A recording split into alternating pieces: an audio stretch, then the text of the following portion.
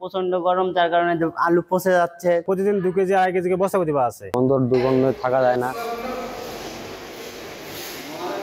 সারা দেশের মতো দিনাজপুরের হিলিতেও তীব্র তাপপ্রবাহ বয়ে যাচ্ছে। গত 3 দিন ধরে তাপমাত্রার পারদ 40 ডিগ্রির উপরে উঠেছে।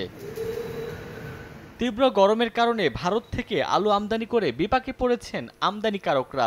দাম বেশি ও ক্রেতা সংকটের কারণে আমদানিকৃত আলু বিক্রি না হওয়ায় গুদামজাত করেছেন আমদানিকারকরা। তীব্র গরমের কারণে সব আলু পচে নষ্ট হয়ে যাচ্ছে, যা ফেলে দিতে বাধ্য হচ্ছেন তারা।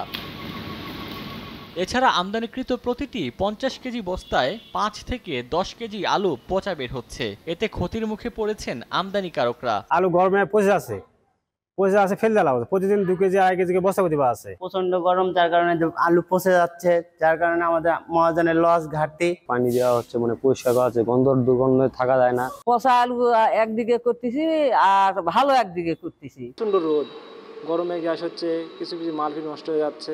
এখন মানে বাজার বিক্রিও হচ্ছে না।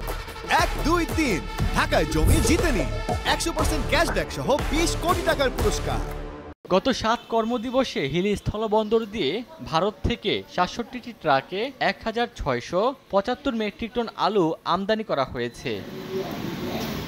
সময় সংবাদ, হিলি।